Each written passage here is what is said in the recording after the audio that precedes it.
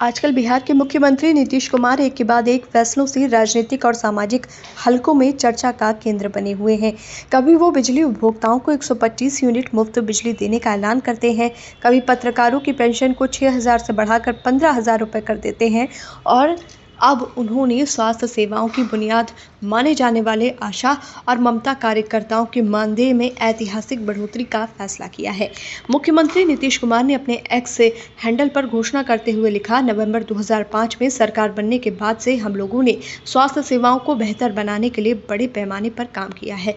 ग्रामीण क्षेत्रों में स्वास्थ्य सेवाओं को बेहतर बनाने में आशा तथा ममता कार्यकर्ताओं ने महत्वपूर्ण भूमिका निभाई है। इसे ध्यान में रखते हुए तथा ग्रामीण क्षेत्रों में स्वास्थ्य सेवाओं के सुदृढ़ीकरण में उनके अहम योगदान को सम्मान देते हुए उनकी मानदेय राशि में वृद्धि करने का निर्णय लिया गया है।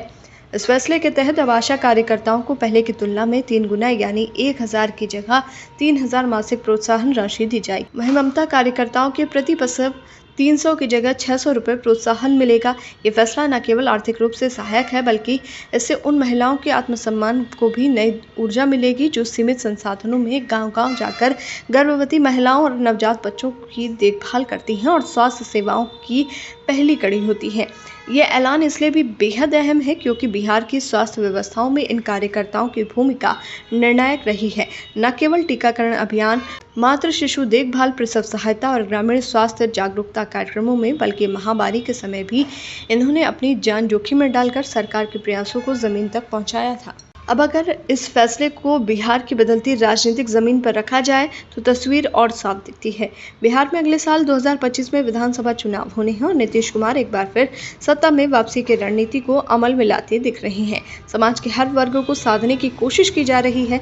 17 जुलाई को उन्होंने बिजली उपभोक्ताओं को 125 यूनिट मुफ्त बिजली देने की घोषणा की थी। 16 जुलाई को उन्होंने शिक्षा विभाग को निर्देश दिए कि वो शिक्षकों की रिक्तियों की गणना करें और TRE 4 की परीक्षा जल्द कराएं। इससे लाखों बेरोजगार युवाओं में उम्मीद जगी है। फिर पत्रकारों की पेंशन बढ़ाकर नीतीश कुमार ने एक ऐसे वर्ग को छुआ है जो लंबे समय से उपेक्षित रहा है। अब आशा और ममता कार्यकर्ताओं को ये राहत देना ग्रामीण क्षेत्रों की महिला शक्ति को सीधे सीधे साधने की रणनीति का हिस्सा माना जा सकता है। विशेषज्ञ मानते हैं कि ये सभी घोषणाएं एक सुनियोजित राजनीतिक अभियान का हिस्सा। नीतीश कुमार ये संदेश देना चाहते हैं कि वो केवल विकास पुरुष नहीं, संवेदनशील नेतृत्वकर्ता भी हैं जो जनता की नब्ज समझते हैं। सत्ता में लंबे समय से रहने के बावजूद यदि कोई नेता जनता के छोटे छोटे हितों को समझकर फैसले ले रहा है तो उसका असर जमीनी स्तर पर अवश्य पड़ता है। आने वाले महीनों में जब चुनावी प्रचार गति पकड़ेगा तब ये घोषणाएं और इनका असर नीतीश कुमार की चुनावी नैया को कितनी मजबूती देंगे, ये देखना दिलचस्प। लेकिन फिलहाल इतना तो तय है कि नीतीश कुमार अपने राजनीतिक जीवन के एक अहम मोड़ पर नीतियों के हथियार से जनता का दिल जीतने की पूरी कोशिश में जुटे हुए हैं और उनकी यही रणनीति उन्हें एक बार फिर बिहार की सत्ता की दौड़ में मजबूत दावेदार बनाती है।